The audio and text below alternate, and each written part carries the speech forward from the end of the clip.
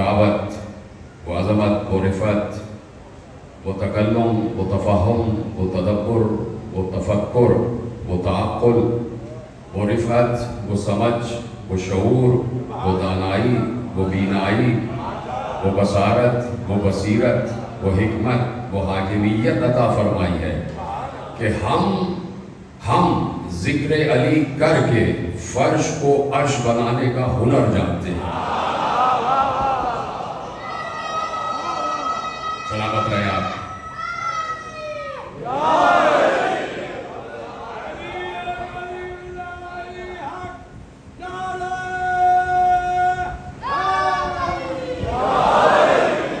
یہ ہنر ہے کہ فرش کو عرش کیسے بنایا جاتا، فرش کو عرش کیسے بنایا جاتا ہے۔ یقیناً جہاں پر ذکر علی ہو رہا ہو وہ فرش پھر فرش نہیں رہتا۔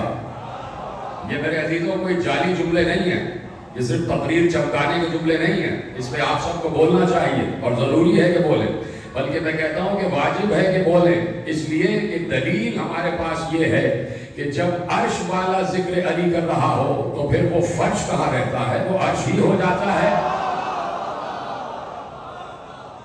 سیدھی سی بات یہ ہے، سیدھی سی دلیل یہ ہے، یا تو علی کو زمینی مانو تو چپ ہو جاؤ، اور اگر علی کو عرشی مان رہے ہو تو پھر جتنا تیزی سے اللہ اکبر کہا جاتا ہے اتنی تیزی سے یا علی مدد بھی کہا جائے۔ اس لیے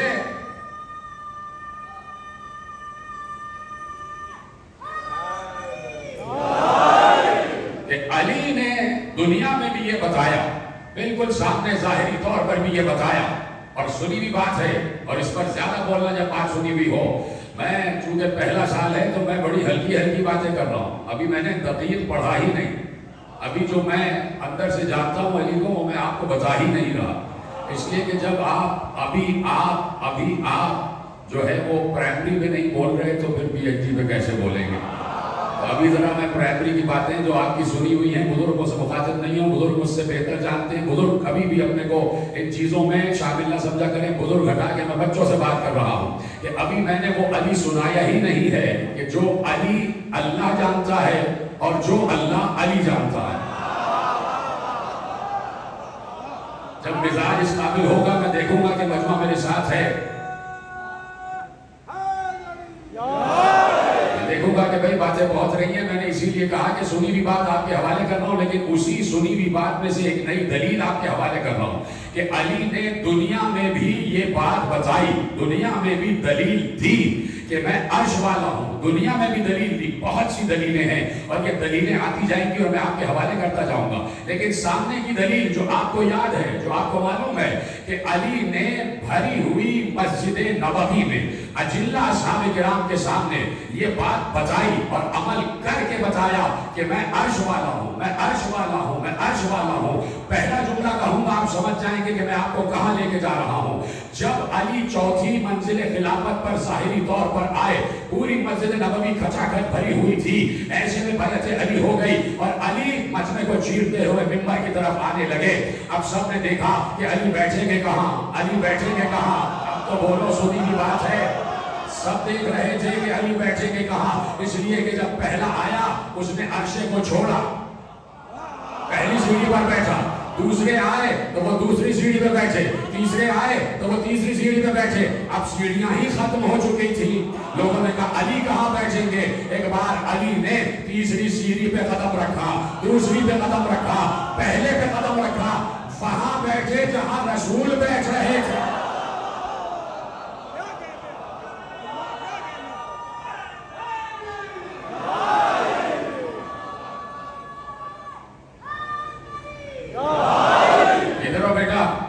اس پورے کارمان کو لے کے آگے بڑھو گے، بچہ بہت اچھا سن رہا ہے، یہ بچے بہت اچھا سن رہے ہیں، انہی کو لے کے آگے بڑھنا ہے۔ علی وہاں بیٹھے کہ جہاں رسول بیٹھے تھے، تینوں سیڑھیوں کو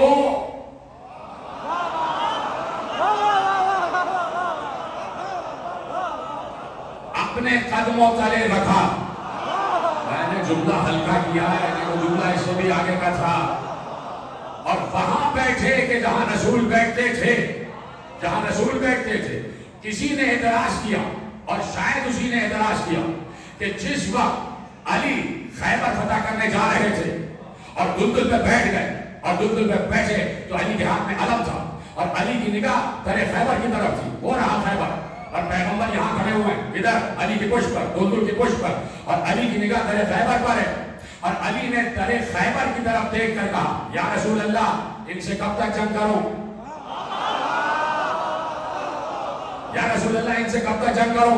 پیغمبر یہاں ہیں، علی وہاں دیکھ رہے ہیں، پیغمبر نے وہیں سے کہا یا علی جب تک ایک ایک یہودی لا الہ الا اللہ نہ کہہ دے یا یہ جزیہ نہ دے دیں یا یہ ہاتھ نہ مان لیں تب تک ان پر تلوار چلتی رہے۔ علی کو اجازت ملی، علی چلے گئے۔ جب علی چلے گئے تو کسی معترض نے پھر اعتراض کیا کہ یہ تو عجیب بات ہے، یہ تو احترام رسالت نہیں تھا، یہ تو احترام رسالت نہیں تھا۔ علی کو چاہیے تھا کہ علی گھوڑے سے اترتے، پلٹتے، نبی کی طرف آتے، ہاتھ جوڑتے، سر جھکاتے، پھر پوچھتے کہ یا رسول اللہ کہاں تک جنگ کروں اور کب تک جنگ کروں۔ یہ علی نے احترام رسالت نہیں کیا ہے تو اب جواب دینے والا بھی اتنا ہی بلند تھا۔ جب سوال کرنے والے، اعتراض کرنے والے نے علی پر اعتراض کیا تو جواب دینے والے نے جواب دیا کہ تجھے معلوم نہیں علی عبادت کی نیت کر چکے تھے، جب عبادت کی نیت کر لی جاتی ہے تو دائیں بائیں نہیں دیکھا جاتا۔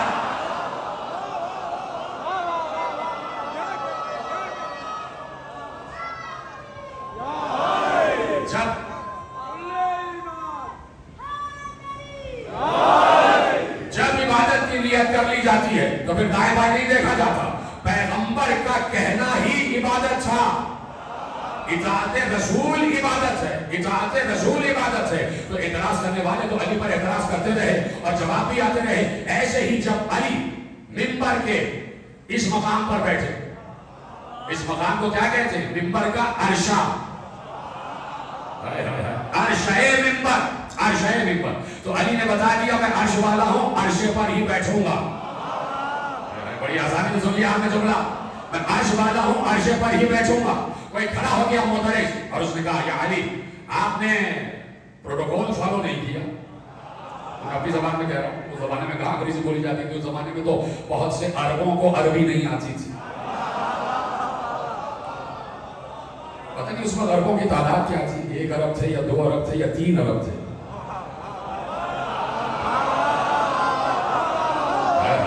سلامت رہے، قربان جاؤں آپ کی سماعتوں پر۔ تو اس زمانے میں تو عربوں کو بھی عربی نہیں آتی تھی۔ دلیل تو اگر آپ کی اجازت ہو، پیغمبر جب مباہلہ جیت کر آ گئے، مباہلہ سر کر لیا اور مباہلے کے فاتح پیغمبر قرار پائے، تو پیغمبر نے بتایا کہ ہم مباہلے کی تیاری کرنے گئے۔ تو مباہلے کی تیاری کیا ہوئی کہ جیسے ہی نصارے نجران اور پیغمبر کی گفتگو ہوئی اور انہوں نے نہیں مانا، پیغمبر کی دلیلوں کو نہیں مانا، تو پیغمبر نے کہا کہ اللہ کے حکم سے مجھ پر یہ وحی اتری ہے کہ اسلام کوئی اتنا مجبور مذہب نہیں ہے کہ اسے اپنے آپ کو منوانے کے لیے تلوار ہی چلانی پڑے، کہ ہمارے پاس ایک اور میدان بھی ہے، میدان جنگ کے علاوہ ایک اور میدان بھی ہے۔ کہ وہ کون سا میدان ہے؟ کہ وہ میدان یہ ہے کہ اللہ کہتا ہے فَقُلْ تَعَالَوْا نَدْعُوا أَبْنَاءَنَا وَأَبْنَاءَكُمْ وَنِسَاءَنَا وَنِسَاءَكُمْ وَأَنفُسَنَا وَأَنفُسَكُمْ ثُمَّ نَبْتَهِلْ فَنَجْعَلْ لَعْنَةَ اللَّهِ عَلَى الْكَاذِبِينَ۔ ہمارے پاس ایک اور میدان ہے اور وہ ہے لعنت کا میدان۔ ہمارے پاس ایک اور میدان ہے اور وہ ہے لعنت کا میدان، اور لعنت کا میدان ہمیشہ سچوں ہی کے ہاتھ رہا ہے، وہ اس کے فاتح رہے ہیں، وہ اس کے فاتح رہے، میدان مباہلہ کے فاتح ہمیشہ سے سچے رہے ہیں۔ تو پیغمبر نے کہا کہ جب طے ہو گیا کہ ہم اپنے بیٹے لائیں گے تم اپنے بیٹے لاؤ گے، ہم اپنی عورتیں لائیں گے تم اپنی عورتیں لاؤ گے، ہم اپنے نفوس لائیں گے تم اپنے نفوس لاؤ گے، اور جو جھوٹا ہوگا اس پر ہماری نہیں اللہ کی لعنت ہوگی۔ تو وہ ادھر سے عیسائی چلے گئے اپنا مباہلے کا لشکر تیار کرنے، اپنے بیٹے لینے، اپنی خواتین لینے، اپنے نفس لینے۔ ادھر سے پیغمبر چلے بیٹے لینے، خواتین لینے اور نفس لینے۔ اب بھرا ہوا ہے مدینہ کلمہ گویوں سے، سب لا الہ الا اللہ محمد رسول اللہ پڑھنے والے، سب سچ بولنے والے۔ لا الہ الا اللہ تو سچ ہے نا، محمد رسول اللہ بھی سچ ہے، تو سارے سچے بولنے والے مدینے کے گھروں میں رہ رہے تھے، سارے سچے۔ پیغمبر نے کوئی دروازہ نہیں کھٹکھٹایا، ایک ہی دروازے میں آئے، بیٹی بیٹی میں بدن میں ذوق محسوس کر رہا ہوں، جب مباہلے کی تیاری ہو رہی ہے تو چادر میں پاس آ رہے، بیٹی میں بدن میں ذوق محسوس کر رہا ہوں۔ پوری پیغمبر نے روایت لکھوا دی کہ میں زہرا کے گھر میں گیا اور کہا بیٹی میں اپنے بدن میں ذوق محسوس کر رہا ہوں۔ تو بیٹی نے فوراً کہا اعوذ باللہ یا بچا من الذوف، بابا آپ کو اللہ ذوف سے اپنی پناہ میں رکھے، آپ کو اللہ ذوف سے اپنی پناہ میں رکھے۔ یعنی بیٹی نے بتایا بابا آپ کو ذوف ہے تو آپ کے ذوف کا علاج یہ ہے کہ آپ اللہ کی پناہ میں آ جائیں، آپ اللہ کی پناہ میں آ جائیں، آپ اللہ کی پناہ میں آ جائیں۔ تو فوراً رسول نے بتایا کہ دنیا میں اللہ کی پناہ کیا ہے، تو فوراً کا لاؤ اپنی چادر۔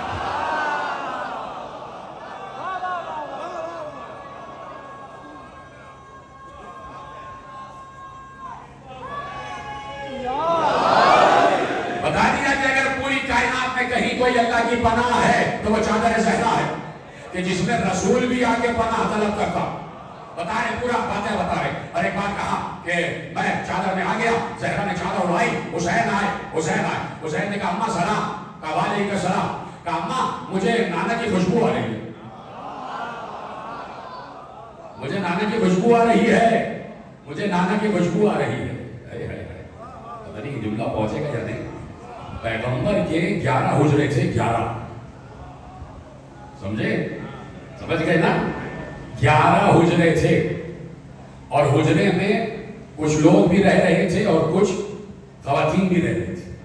11 حجرے تھے، اور پیغمبر ایک ایک باری لگاتے تھے، آج ان کیا، آج ان کیا، آج ان کیا، آج ان کیا، 11 حجرے، اور 11 حجروں میں بھی بستر لگے ہوئے تھے رسول اللہ کے۔ کسی حجرے والے یا حجرے والی نے نہیں بتایا کہ پیغمبر کے جسم سے خوشبو آتی تھی۔ پیغمبر کی رسالت کی خوشبو تھی، نبوت کی خوشبو تھی۔ ایک بچہ جو ہے 4 برس کا، 5 برس کا حسین، وہ کہہ رہا ہے اماں میں رسالت کی خوشبو محسوس کر رہا ہوں۔ کہا جاؤ چادر میں تمہارے نانا ہے، چلے جاؤ۔ اجازت دے کے آ گئے۔ اب پیغمبر نے پورا آیت تطہیر کے نزول کا معاملہ سنا دیا کہ ایسے میں حسن آئے، حسن نے بھی کہا کہ میں خوشبو محسوس کر رہا ہوں، حسن کو بھی بلا لیا۔ اس کے بعد علی آئے، اور علی نے کہا کہ میں رسالت کی خوشبو محسوس کر رہا ہوں، علی بھی آ گئے۔ زہرا اجازت لے کے آ گئی، 5 چادر میں جمع ہو گئے، اور جب 5 چادر میں جمع ہو گئے تو ایک بات چادر کے اندر جو تھے ان کے لیے پیغمبر نے کہا اللہم انا ہؤلاء اہل بیت، یعنی چادر کے اندر والے ہیں، چادر کے اندر والے ہیں اہل بیت، باہر والے اہل بیت نہیں ہے، اس لیے چادر ہونا ضروری تھا۔ پیغمبر نے پورا میدان مباہلہ کی تیاری کا منظر بتایا، کہ جب ہم 5 تیار ہو گئے تو ہم باہر نکلے۔ اب ہم باہر نکلے، اصحاب باہر کھڑے ہوئے تھے انتظار میں کہ پیغمبر کون سا قافلہ لے کے باہر آتے۔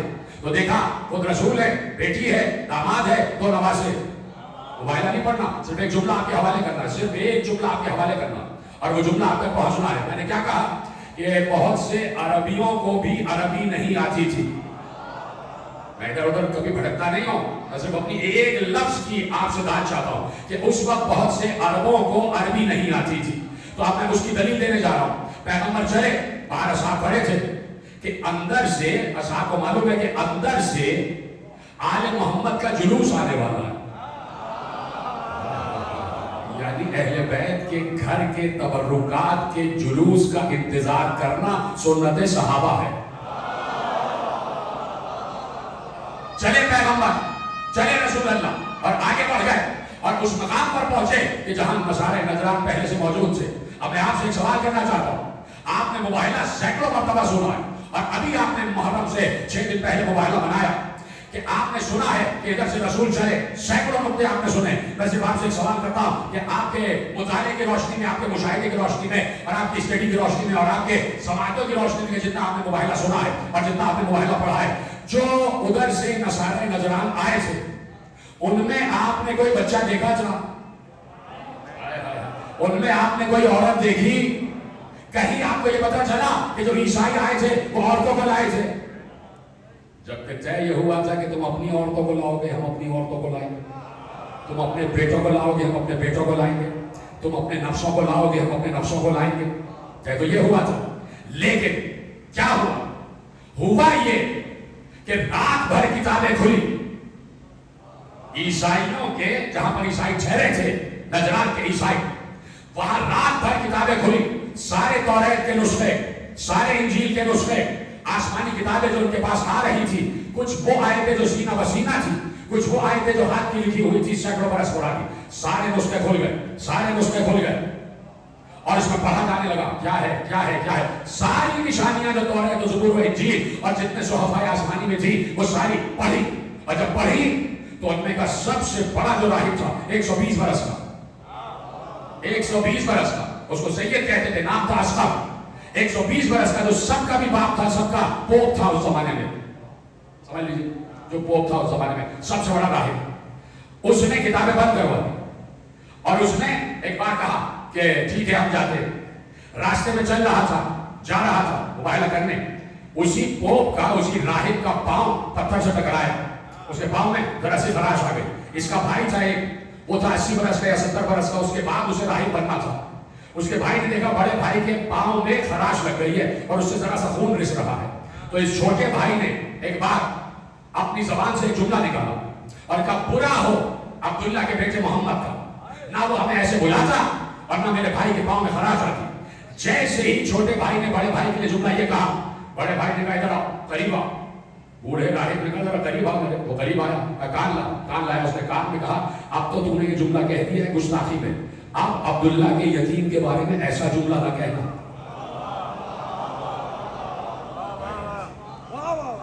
سمجھ رہا ہوں کہ میں کوئی دادی اماں ہوں اور لوگ بچوں کو کہانی سنا رہا ہوں. بچے سو گئے, کہانی نہیں سنا رہا.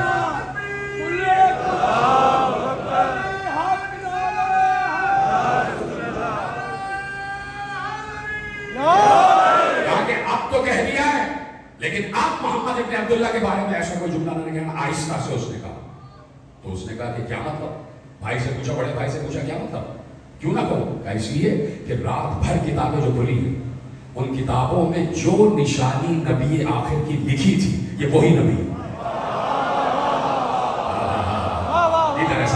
آپ کو دعائیں دے رہا ہوں, یقین کریں جب آپ بات دیتے ہیں اور آپ کے ہاتھ بلند ہوتے ہیں میرے دل سے آپ کے لیے دعا نکلتی ہے. خدا آپ کو سلامت رکھے, سب کو سلامت رکھے, سب کو سلامت رکھے. کہا کہ بھائی جو رات بھر کتابیں کھلی اور میرے علم کی روشنی میں جتنی پیشن گوئیاں اور جتنی نشانیاں آسمانی کتابوں میں لکھی ہوئی ہیں پیغمبر آخر کے لیے, وہ سب اس پر پوری اتر رہی ہے اور یہی نبی آخر ہے. تو اس نے چھوٹے بھائی نے کہا تو بھیا بات یہ ہے کہ جب یہی نبی آخر اور سچا نبی ہے تو ہم مباہلہ کرنے کیوں جا رہے ہیں؟ پھر ہم جا کیوں مباہلہ کرنا؟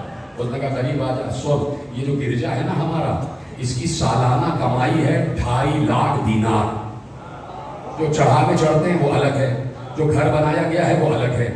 یہ سارا کھیل اسی لیے ہے کہ اگر محمد کو مان لیا اور اعلان کر دیا تو پیٹ میں پتھر باندھنے پڑ جائیں گے. بڑے بھولے بن رہے ہیں. میں نے تو آپ کو گوشت دکھا دیا. علی کو سب جانتے ہیں, مانتے اس لیے نہیں ہے کہ پیٹ میں پتھر باندھنے پڑ جائیں گے.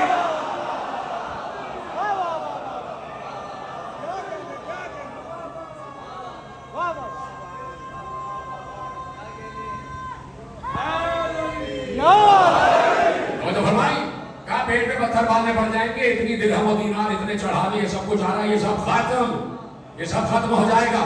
تو بہت سے لوگ اپنا پیٹ بچانے کے لیے یا تو آل محمد کو مانتے نہیں یا پھر مان کر تقصیر کرتے,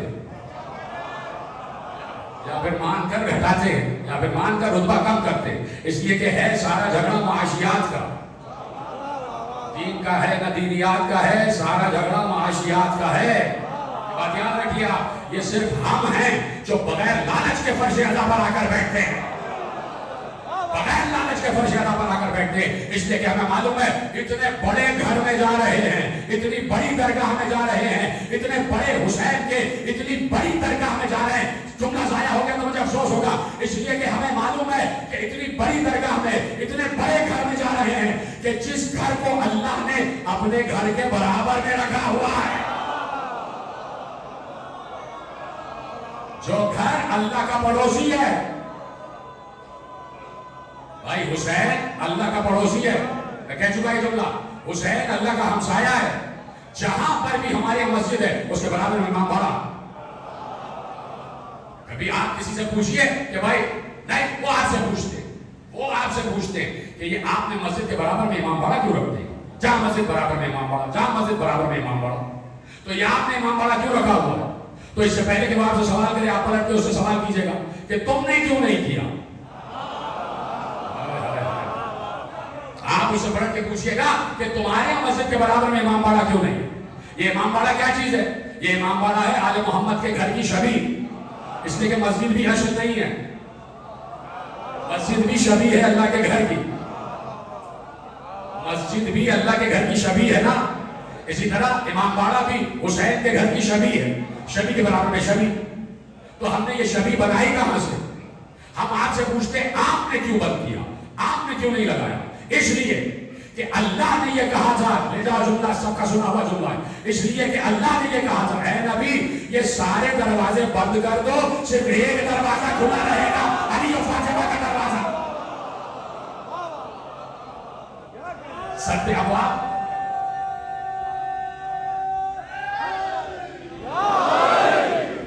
सत्य अफवाह की रिवायत तो आपको याद है ना? कहा सारे दरवाजे बंद हो जाएंगे, सिर्फ एक दरवाजा खुला रहेगा। कौन सा दरवाजा? अली और फातिमा के घर का दरवाजा। बड़े अदब से एक जुमला कह रहा हूं, अदब से। ये 11 हुजरे जो थे ये रसूल अल्लाह के हुजरे थे। हाय हाय हाय, मुझे हैरानी हो जाती है कि आप समझ के भी चुप हो जाते हैं।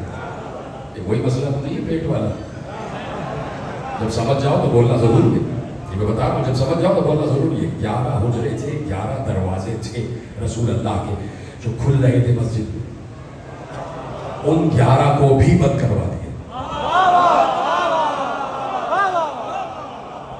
एक दरवाजा खुला रहेगा और वो है अली और फातिमा के घर का दरवाजा।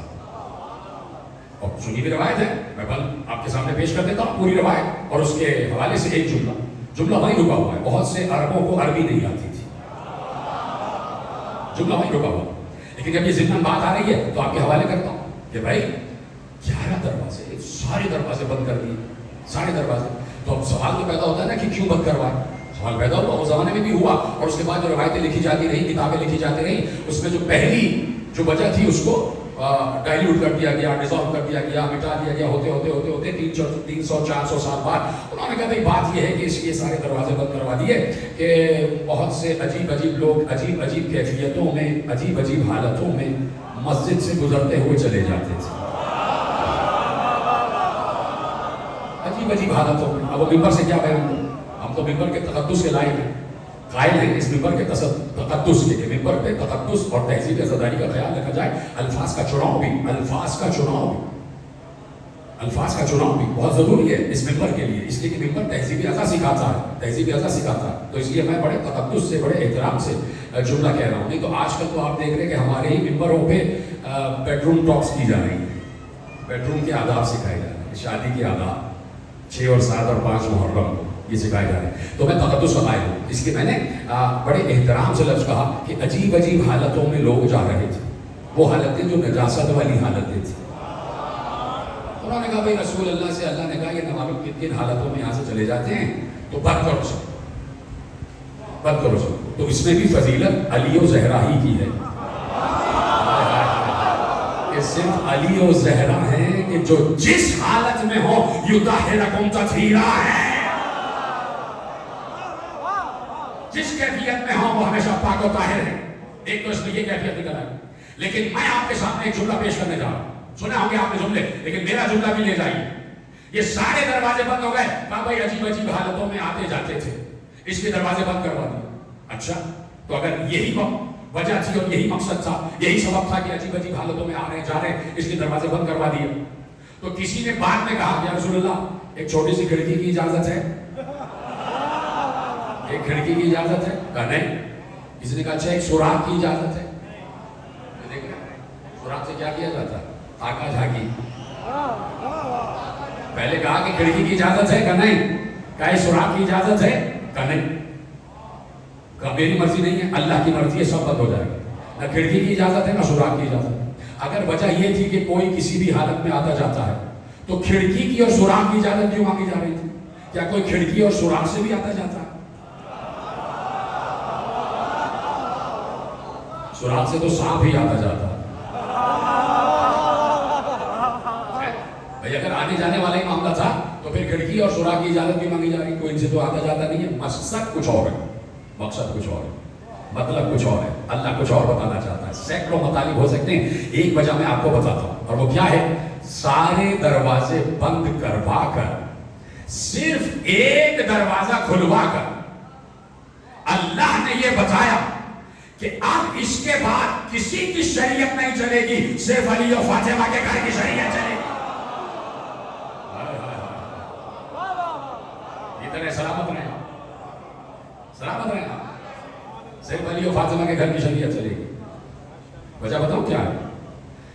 جب نماز کی بات آئی تو سب نے نماز پڑھی، پیغمبر کے پیچھے نماز پڑھی.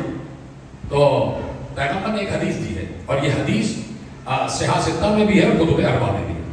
پیغمبر نے حدیث ارشاد فرمائی، صلو کما رأیتمونی اصلی، جیسے مجھے نماز پڑھتا دیکھو. یہ سنی بھی حدیث ہے، میں تو بس ساری وہی باتیں سنا رہا ہوں جو آپ کی سنی بھی ہیں، تو بولا کریں بھائی اور خوش ہو جائیں کہ بھائی ذاکر اتنا ہی جانتا ہے جتنا ہم جانتے ہیں. یہ آپ کی خوشی کے لیے، تاکہ آپ کے چہروں میں مسکراہٹ آ جائے. صلو کما رأیتمونی اصلی، جیسے مجھے نماز پڑھتا دیکھو ویسے نماز پڑھو. جیسے مجھے نماز پڑھتا دیکھو ویسے نماز پڑھو. بہت برس گزر گئے، 4 فقہیں بن گئی. امام شافعی علیہ الرحمہ، امام مالکی علیہ الرحمہ، امام احمد بن حنبل علیہ الرحمہ، امام حنیفہ علیہ الرحمہ. یہ 4 فقہیں بن گئی. پہلے امام سے پوچھا کہ کیا حدیث ہے؟ انہوں نے کہا کہ بھائی صلو کما رأیتمونی اصلی. تو انہوں نے نماز کا طریقہ لکھ دیا، ایسے پڑھی جائے گی. کسی نے کہا یہاں بندھے گا، کسی نے کہا یہاں بندھے گا، کسی نے کہا یہاں بندھے گا، ہے کہ نہیں؟ بھیتری تھے.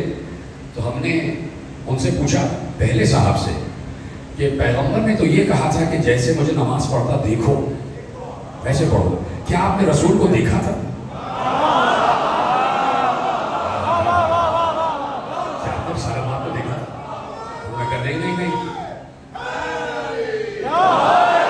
انہوں نے کہا نہیں، ہم تو رسالت مآب کے 80 برس کے بعد آئے. 80 برس کے بعد. میں نے کہا اچھا. دوسرے صاحب سے پوچھا آپ نے دیکھا؟ کہا ہم پہلے کے بھی 80 برس کے بعد آئے. تیسرے سے پوچھا، آپ نے کہا ان کے بعد آئے. تیسرے سے چوتھے سے پوچھا، انہوں نے کہا ہم ان کے بھی بعد آئے. کسی نے یہ نہیں کہا الحمدللہ کہ ہم نے رسول کو دیکھا. سچ بول رہے تھے. یہ تک نہیں کہا کہ خواب میں دیکھا.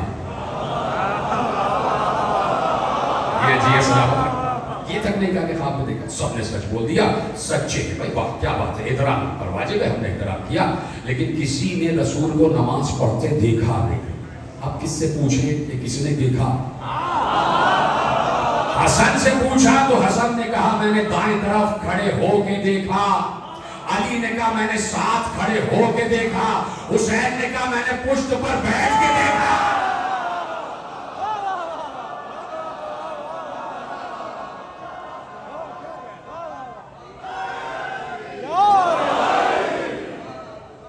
تو بھائی جس نے دیکھا ہوگا اسی سے تو پوچھا جائے گا.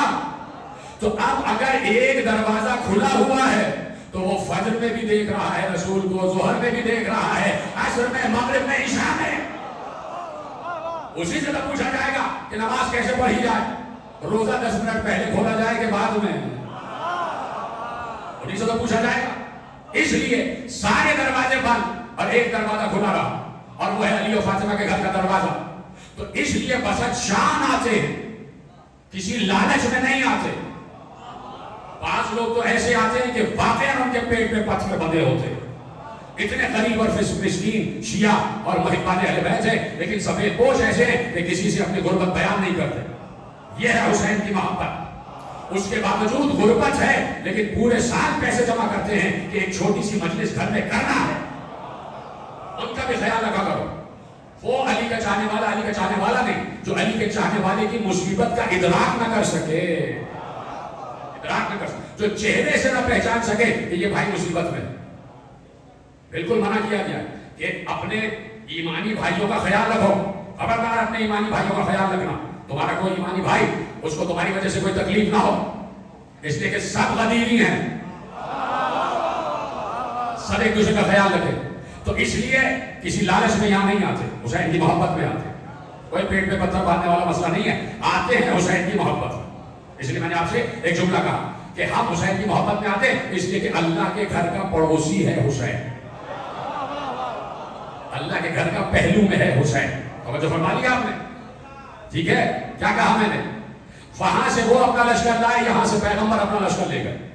انہوں نے کہا ہم جانتے ہیں کہ یہ حق پر ہے, اس لیے نہیں لائے سب کو, کہ پتا تھا نصارہ نجران کو کہ یہ حق پر ہے اور ان سے مباہلہ نہیں کرنا. سامنے آ گئے, ادھر اہل بیت آ گئے, اور آگے آگے حسین, پیغمبر سے بھی آگے حسین, اس لیے کہ پیغمبر نے حسین کو گود میں لیا ہوا. گود میں جو بچہ ہوتا ہے وہ آگے ہوتا ہے, اور ایک ہاتھ سے حسین کو گود میں لیے, ایک ہاتھ حسن کی انگلیوں میں ہے, پیچھے زہرا ہے اور سب سے پیچھے علی ہے. یہ قافلہ جا رہا ہے, سچوں کا قافلہ, اور اللہ 1400 برس سے کہہ رہا ہے سچوں کے ساتھ ہو جاؤ, سچوں کے ساتھ ہو جاؤ, سچوں کے ساتھ ہو جاؤ. ٹھیک ہے. انہوں نے کہا آپ کو چہرے دیکھ رہے ہیں کہ اگر یہ اشارہ کرے تو پہاڑ اپنی جگہ چھوڑ دو, ہم مباہلہ نہیں کریں گے. وجہ کیا تھی کہ ادھر سے آل محمد آ رہے اور ادھر سے نصارہ نجران, جہاں سے آل محمد آ رہے تھے, رسول آ رہے تھے, سب کو کہہ دیا تھا پیچھے رہنا. پورے مدینے کو کہا تھا ساتھ نہیں آنا. یہ احتیاط اشارت آپ کی, یہ امت پر شفقت, یہ امت پر رحمت للعالمین کی رحمت, کہ سب سے کہہ دیا ذرا دور رہنا, قریب نہ آ جانا. اس لیے کہ ہم ہاتھ اٹھا کے کہیں گے جھوٹوں پہ اللہ کی لعنت, کہیں ادھر ہی نہ آ جائے. دور رہنا, سب پیچھے رہنا, صرف ہم 5 جائیں گے.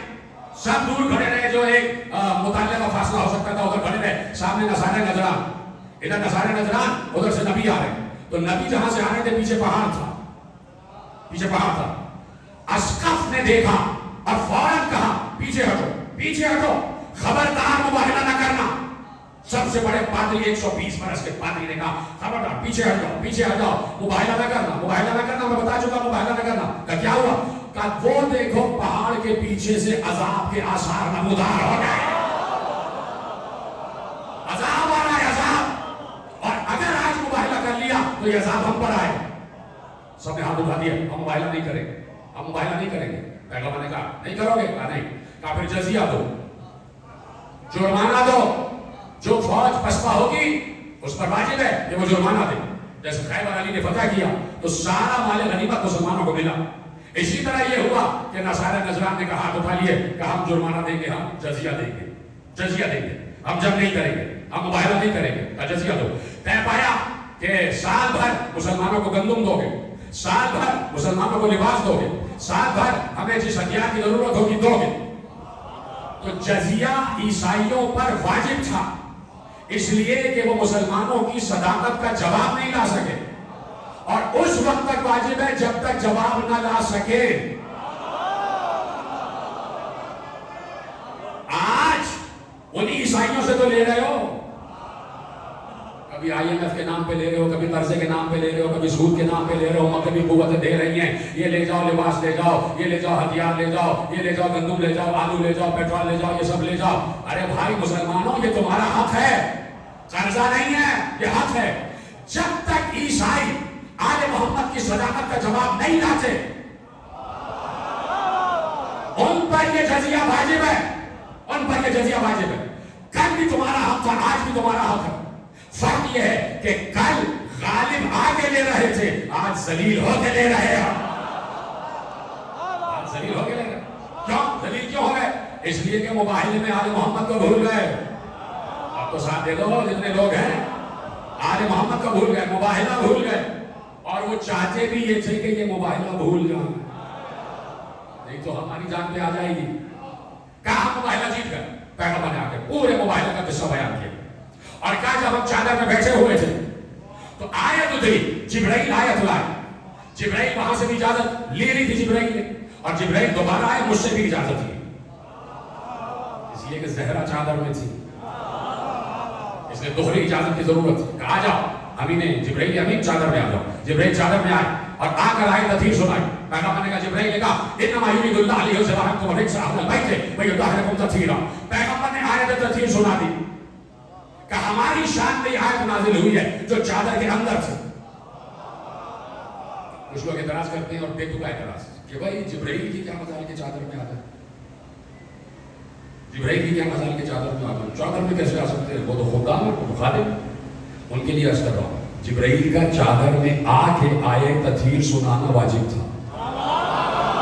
अगर बाहर सुना देते तो बाहर वालियां भी कहती हम भी शामिल हैं। चादर के अंदर सुनाना वाजिब था, तो चादर के अंदर जो है खत्म भाई बात। जैसे ही पैगंबर ने आए तथीर सुनाई, इन्नमा युरिदुल्लाहु लियुज़हिबा अन्कुमुर रिज्स, जैसे ही लफ्ज़ रिज्स पे आए, रे जीम सीन, रिज्स अरबी जबान का लफ्ज़ और अरबी मजमा सामने था पैगंबर के सामने। हम तो बैठे नहीं थे कि हम पाकिस्तान से गए हों या लाहौर से गए हों, पंजाबी समझ रहे हैं या उर्दू समझ रहे हैं। हम तो सारे इस वक्त हमें क्या पता अरबी में क्या। उस वक्त जो लोग बैठे थे सारे अरबी थे, उनका खाना अरबी, पीना अरबी, ओढ़ना अरबी, बिछौना अरबी, उनकी मादरी जबान अरबी। हद ये है कि मरहब की माँ की जबान भी अरबी थी, तभी तो वो अली के जुमले को समझ गया, अनल्लज़ी सम्मतनी उम्मी हैदरा। उसकी माँ ने कहा था कि जब हैदर सामने आ जाए तो जंग न करना। तो सब अरबी समझने वाले, सब अरबी जानने वाले। और ऐसे में एक साहब खड़े हुए, एक शख्स खड़े हुए, एक साहबी खड़े हुए, जलील उम्मत साहबी खड़े हुए, और उन्होंने कहा या रसूल अल्लाह एक सवाल है। कहा क्या सवाल है? कहा रिज्स के माने क्या हैं? मेरा यही तो मकसद था कि बहुत से अरबों को अरबी नहीं आती थी, या उनको सलाम करो कि उन्होंने हम तक वो जुमला पहुंचवा दिया कि जो जुमला इस रिज्स के बातिन में छुपा हुआ था।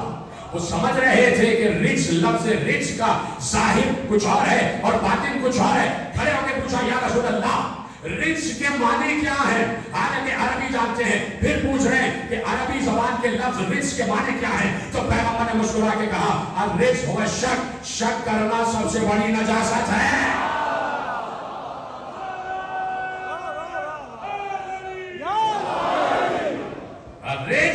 शक, शक करना रिज्स है, नजासत है। तो पैगंबर ने बता दिया कि जहां शक आ जाए वहां नजासत है, और जहां नजासत है वहां आले मोहम्मद से दूरी है।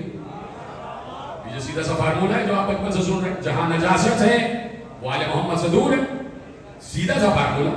भाई कुरान ने कह दिया कि नजासत आले मोहम्मद से दूर है, तो अब हमसे ये ना पूछना कि सब क्यों नहीं मानते।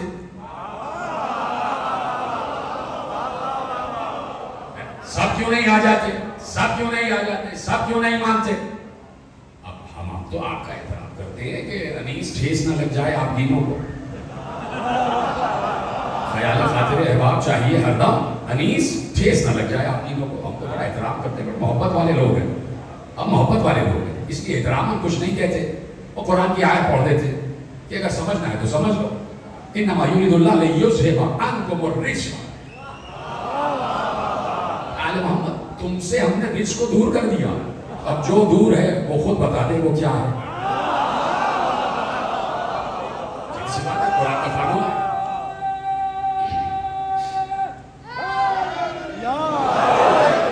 तो हम तो बड़े लतीफ लोग हैं, बड़े एहतराम वाले, बड़े मोहब्बत वाले लोग हैं, इसलिए कि हम हुसैन जैसे मोहब्बत करने वाले से मोहब्बत करते हैं।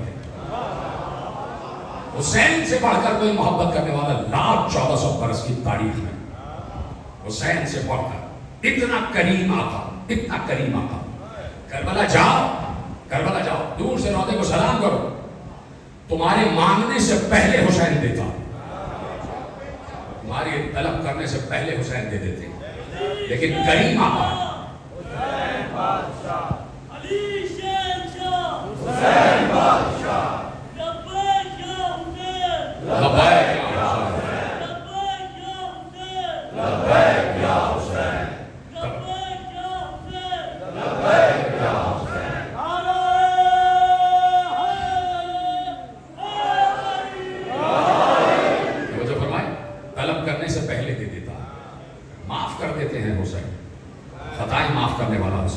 करीम है हुसैन।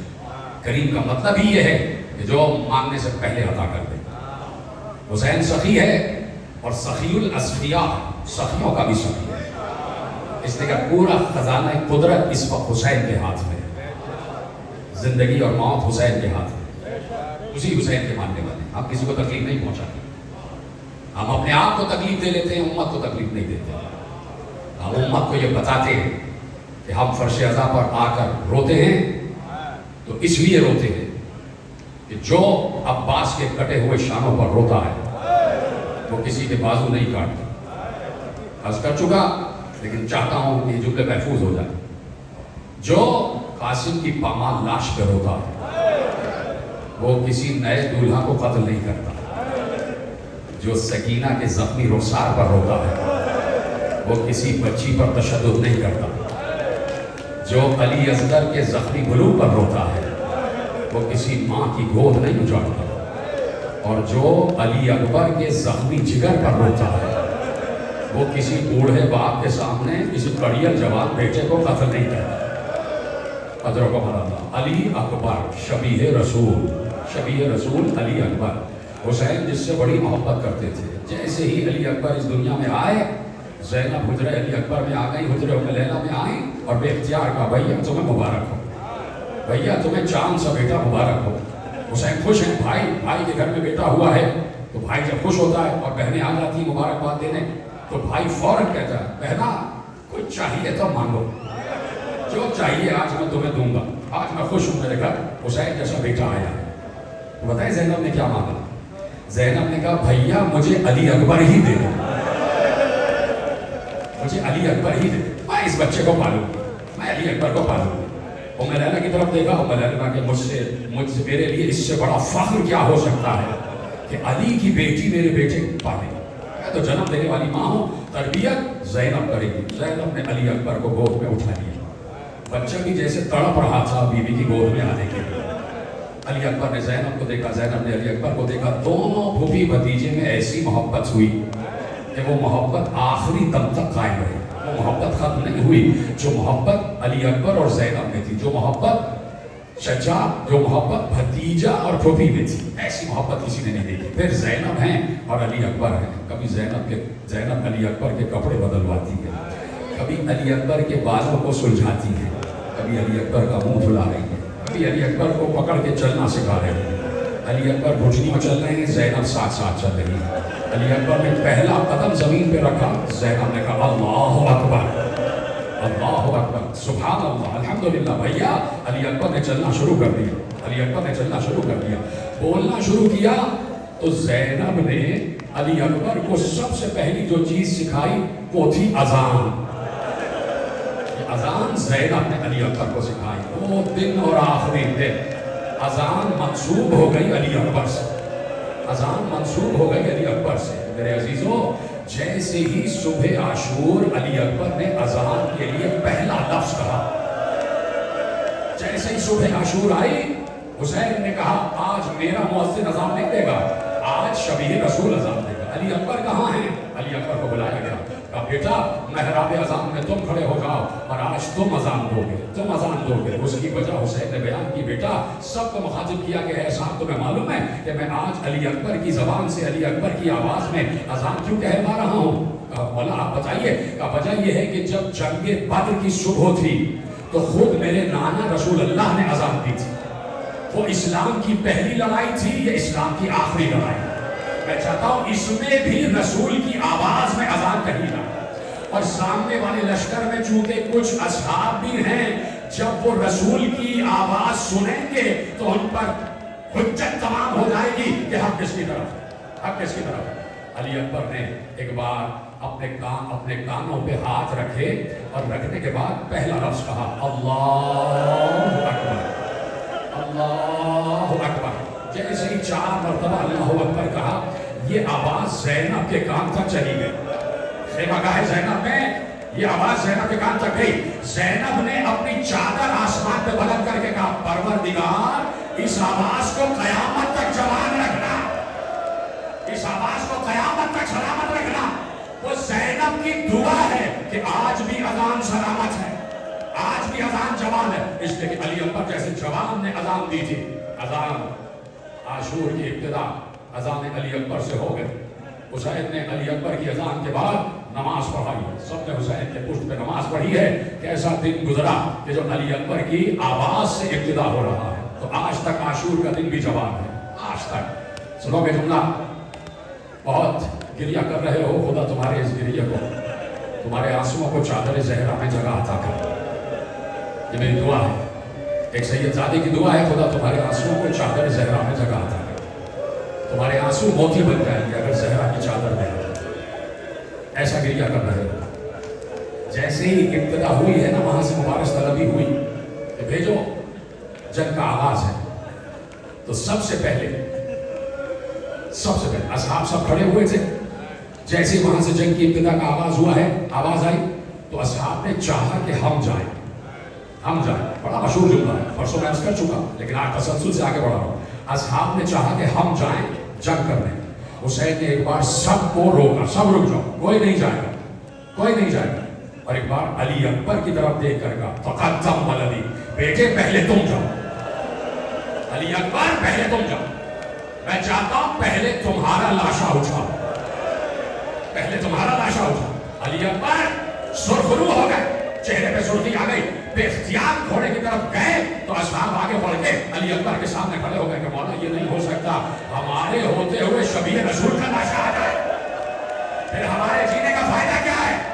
سب نے کہا مولا ایسا نہیں ہو سکتا, پہلے ہم جائیں گے, پہلے ہمارے لاشے آئیں گے. اور مولا ہم تو آپ سے یہ بھی نہیں کہہ رہے کہ ہمارا لاشا اٹھا کے لائیے گا, مولا جہاں ہم زخم کھا کے گر جائیں وہیں چھوڑ دیجیے گا, ہم آپ کو زحمت نہیں دینا چاہتے.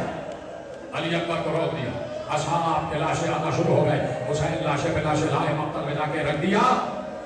باری آ گئی آل محمد کے ہاشمی جوانوں کی, پھر لاشے لائے اور محمد کے لاشے بھی آ گئے.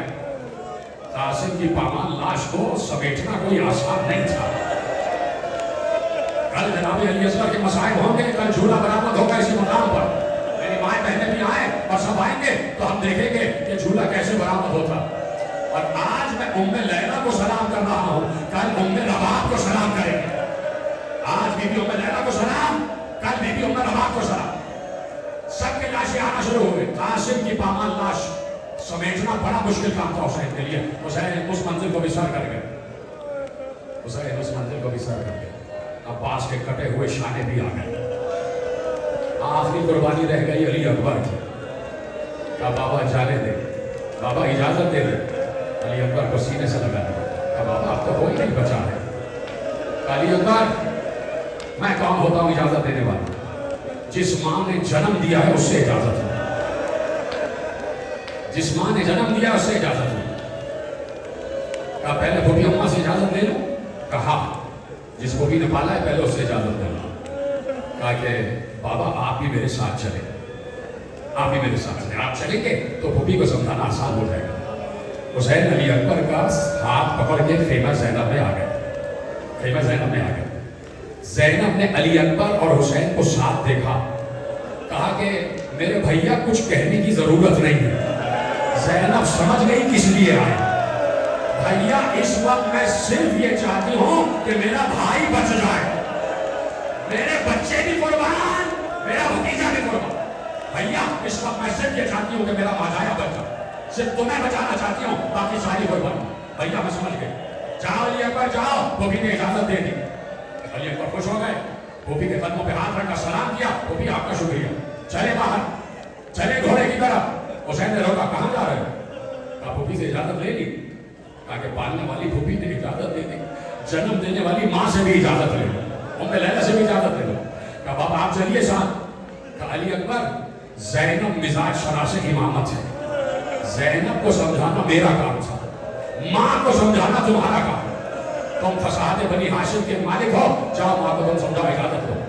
باہر حسین کھڑے رہے. علی اکبر خیمہ ام لیلا میں اپنی اماں کے خیمے میں آ گئے. دیکھا ماں خاک کربلا پہ بیٹھی ہوئی ہے, ماں خاک کربلا پہ بیٹھی ہوئی ہے اور خاک پر کچھ اشارے کر کے کچھ نقوش بنا رہی ہے. جیسے ہی ماں کے مشام جام میں علی اکبر کی خوشبو پہنچی, ماں نے سر اٹھایا, دیکھا کڑیا جوان بیٹا سامنے کھڑا. ماں نے بے اختیار بیٹے کو سینے سے لگا کر ایک جملہ کہا, علی اکبر شب عاشور کے گئے ہوئے اس وقت آ رہے ہو بیٹا؟ ماں کب سے انتظار کر رہی ہے. علی اکبر بیٹھ گئے. اماں کے ہاتھوں کو اپنے ہاتھوں میں لیا, چوم چوم کر کہا اماں میں آپ سے ایک سوال کرنے آیا ہوں. کہا بیٹے کیا سوال ہے؟ ماں کے ہاتھوں کو چوم کر کہتے اماں میدان محشر ہوگا, وہاں دادی فاطمہ زہرا کی سواری آئی گی. اما ایک ایک بیوی یہ کہے گی, وہ بھی زینب کہے گی کہ اے اما فاطمہ, میں نے آپ کے لال حسین پر سے اپنے 2 بیٹے قربان کر دیے اور محمد قربان کر دیے. بی بی ام فروا کہیں گی کہ اے بی بی فاطمہ زہرا, میں نے آپ کے لال حسین پر سے اپنا 13 برس کا قاسم قربان کر دیا. بی بی ام کلثوم کہے گی کہ میں نے قربانی دی. ساری بیویاں کہیں گی کہ میں نے قربانی دی. اما یہ بتائیے آپ بی بی فاطمہ زہرا سے کیا کہیں گے؟ ایک بار ام لیلا نے علی اکبر کے ماتھے کو چوما, رخسار کو چوما اور روتے ہوئے کہا, بیٹا میں سمجھ گئی تو کیا کہنا چاہتا ہے. میں فاطمہ زہرا سے یہ کہوں گی کہ اے بی بی فاطمہ, میں نے آپ کے لال حسین پر سے اپنا علی اکبر قربان. جاؤ علی اکبر جاؤ, ماں نے اجازت دے دی. علی اکبر نے ماں کے قدموں کو چوما, باہر آ گئے. کہا بابا اجازت مل گئی. پالنے والی پھوپھی نے اجازت دے دی, جنم دینے والی ماں نے بھی اجازت دے دی. بابا اب میں جا رہا ہوں, اب میں جا رہا ہوں. حسین آگے بڑھے. علی اکبر بیٹھنا چاہتے تھے, حسین آگے بڑھے. علی اکبر کے ہاتھ کو پکڑ کر کہا, بیٹے ماں نے تو اجازت دے دی, بوڑھے باپ سے بھی تو رخصت ہو لو. اس بوڑھے باپ تھک گئے کیا؟ بوڑھے باپ سے بھی رخصت ہو لو. کیا رونا نہیں آتا؟ روئے گا روئے گا, آواز بلند کرو. اس لیے کہ علی اکبر کی شہادت کوئی معمولی شہادت نہیں ہے. بیٹے بوڑھے باپ سے بھی رخصت ہو لو. آؤ علی اکبر, ایسے نہیں جانے دوں گا. لائے خیمے میں, آواز دی, بیویوں آ جاؤ, بیویوں آ جاؤ. ام لیلا بھی آ گئی, ساری بیوی آ گئی, زینب بھی آ گئی, ام کلثوم بھی آ گئی. حسین نے کہا آؤ دیکھو آج میں اپنے بیٹے کو کیسے دولہا بناتا ہوں. آج میں اپنے بیٹے کو خود تیار کروں گا. حسین, علی اکبر کھڑے ہوئے ہیں. حسین نے صندوق کھولا, اس میں سے رسول کا وہ امامہ نکالا جو رسول معراج میں پہن کے گئے تھے. علی اکبر کے سر پہ باندھنا شروع کیا. ہر باندھنے پر صرف یہ کہتے تھے, انا للہ و انا الیہ راجعون. امامہ باندھتے گئے, انا للہ کہتے گئے. اب میری ماں بہنیں بتائیں, جب حسین انا للہ کہہ رہے ہوں گے تو ام لیلا پر کیا گزر رہی ہوگی؟ ماتا ماتا آج 5 محرم سے اب شہادتیں شروع ہو گئی. اب میں تم سے کہتا ہوں کہ ماتم کرو. جا بیٹے, رخصت کر دیا, جانے لگے. بہت بعد میں جب زین العابدین رہا ہو کے مدینے واپس آ کر خود زین العابدین مصائب پڑھ رہے تھے, ایک شخص نے کھڑے ہو کے کہا کہ میں نے فوج یزید کے ایک سپاہی سے سنا ہے کہ جب علی اکبر باہر آ رہے تھے تو بار بار خیمے کا پردہ اٹھتا تھا گرتا تھا, اٹھتا تھا گرتا تھا. مولا اس کا کیا سبب ہے؟ کا بات یہ ہے کہ جب بھی علی اکبر جانے لگتے, کبھی بہن دامن پکڑ لیتی, کبھی ماں روکتی, کبھی بھوپی روکتی, نہ جاؤ علی اکبر نہ جاؤ. اور کہا سنا, علی اکبر گھر سے ایسے نکلے جیسے کسی کڑین جوان کا جنازہ گھر سے جاتا ہے, جیسے کسی کڑین جوان کا جنازہ گھر سے جاتا. علی اکبر ایسے گئے. سنیں گے تم نا, آخری بار جس نے علی اکبر کے دامن کو تھاما وہ تھی 4 برس کی سکینہ. دامن پکڑ کے کہتی ہے, بھیا جا رہے ہو, یہ تو بتاتے جاؤ کہ سغرا کو کوئی پیغام دینا ہے, سغرا کو کوئی پیغام دینا ہے. قیامت گزر گئی سکینہ کے جملے پر, سکینہ کے جملے پر قیامت گزر گئی. علی اکبر چلے, گھوڑے کی طرف گئے. حسین نے کہا میں تمہیں سوار کراؤں گا بیٹے, میں سوار کراؤں گا. حسین نے رکاب پر ہاتھ رکھا, رکاب پر ہاتھ رکھا. علی اکبر پیچھے ہٹ گئے, پیچھے ہٹ گئے. علی اکبر کیوں سوار نہیں ہو گئے؟ کہا بابا رکاب پہ آپ کا ہاتھ ہے, میں آپ کے ہاتھ پہ اپنے قدم کیسے رکھ دوں؟ کہا بیٹے آج ہاتھ پہ قدم نہیں رکھ رہے, کل یہی قدم میرے کانٹے پہ ہوتے تھے. میں نے تمہیں اپنے کانٹے پر اٹھایا, میں نے تمہیں اپنی گود میں اٹھایا, آج بات سوار کرا. حسین نے کڑیل جوان بیٹے کو سوار کرایا. یہ کوئی آسان منزل نہیں تھی, سوار کرا دیا. علی اکبر جا رہے تھے, علی اکبر جا رہے تھے. علی اکبر نے ذرا سا گھوڑے کو گھیر دی, گھوڑے کی رفتار بڑھی, آہستہ آہستہ گھوڑے کی رفتار بڑھی. تھوڑی دور گئے, علی اکبر نے محسوس کیا جیسے کوئی پیچھے آ رہا ہے. جیسے ہی پیچھے مڑ کے دیکھا بوڑھا باپ کمر پکڑے ہوئے پیچھے پیچھے دوڑتا ہوا آ رہا ہے, اور صرف یہ کہہ رہا علی اکبر آہستہ جا, آہستہ جا. علی اکبر ذرا پیچھے مڑ کے اگر ایسے آپ پیچھے آئے تو میں میدان کو جا نہیں سکوں گا. حسین نے علی اکبر کا ہاتھ پکڑ کر ایک جملہ کہا, علی اکبر اگر تیرا بھی کوئی تجھ جیسا بیٹا ہوتا اور وہ مرنے کے لیے جاتا تو میں پوچھتا کہ جب بیٹا جاتا ہے تو باپ پر کیا گزرتی ہے. بس میرے عزیزوں, ختم کرنی میرے تقریر, آخری جملہ تقریر کا. علی اکبر واپس آئے, کھڑے ہو گئے خیمے کے سامنے. پھر باپ سے کہا, بابا اب آپ کو میرے حق کی قسم, اب میرے پیچھے نہ آئیے گا. بابا اگر آپ اسی طرح آتے رہے تو مجھ سے جنگ نہیں ہو پائے, جنگ نہیں ہو پائے. علی اکبر میں کوشش کرتا ہوں بیٹا, میں کوشش کرتا ہوں کہ یہی کھڑے ہو کے تمہیں میدان جنگ میں لڑتا ہوا دیکھو, یہی کھڑے ہو کے میدان جنگ میں. پھر موقع ہوا تو اس سے بھی بڑھ کر آخری تک بچائے پڑھوں گا. آج آخری جملہ سن لینا. تم نے گریہ کیا ہے, یقیناً محل مجلس ادا ہو گیا. خدا تم سب کی جوانیوں کو سلامت رکھے. یہ بات یاد رکھو, جب علی اکبر کا ذکر آتا ہے تو جوانوں کے رونے کی باری ہوتی ہے. پھر جوانوں کو رونا ہے, پھر جوانوں کو ماتم کرنا. جان علی اکبر جانے لگے تو ایک جملہ کا, بابا آپ کے کان میں کچھ کہنا ہے, کچھ کہنا ہے. علی اکبر کے دہن کے نزدیک حسین نے کام کیے. علی اکبر نے ایک جملہ حسین کے کان میں کہا. حسین نے جملہ سنا, چیخ مار کے روئے. ایسی چیخ ماری کہ حسین کی یہ چیخ کی آواز زینب کے خیمے تک پہنچ گئی. علی اکبر نے جواب نہیں سنا, گھوڑے پہ بیٹھے میدان کو چلے گئے, میدان کو چلے گئے. ادھر سے زینب یہ منظر دیکھ رہی تھی. کہا فضا ذرا میرے ماجائے کو بلا کے لاؤ, میرے بھیا کو بلا کے لاؤ. فضا گئی, کہا شہزادے آپ کو آقازادی یاد کر رہی ہے. حسین لڑکھڑاتے ہوئے قدموں کے ساتھ خیمہ زینب میں آئے. کہا بہن زینب کیوں بلایا؟ کہا بھیا میں دیکھ رہی تھی علی اکبر جاتے جاتے کچھ کہہ کے گیا. تمہارے کان, تمہیں چادر صحرا کا واسطہ ہے, تمہاری آواز بلند ہو جائے, تمہاری آواز اسلام بارگاہ کے در و دیوار میں جذب ہو جانی چاہیے. کہا بھیا میں نے دیکھا کہ علی اکبر تمہارے کان میں کچھ کہہ کے گیا. بیٹا بھیا مجھے بتاؤ بیٹا کیا کہہ کے گیا, بیٹا کیا کہہ کے گیا؟ حسین نے کہا نہ پوچھو زینب, نہ پوچھو. نہیں بھیا تمہیں بتانا پڑے گا. کہا نہ پوچھو. ایک بار زینب نے کہا بھیا تمہیں زینب کے حق کی قسم, بتاؤ بیٹا کیا کہہ کے گیا. حسین چیخ مار کے روئے, آواز دی, زینب دنیا کا دستور ہے کہ جب بوڑھا باپ مرنے لگتا ہے تو جوان بیٹے سے وصیت کر کے جاتا ہے. ارے کربلا کا دستور بدل گیا.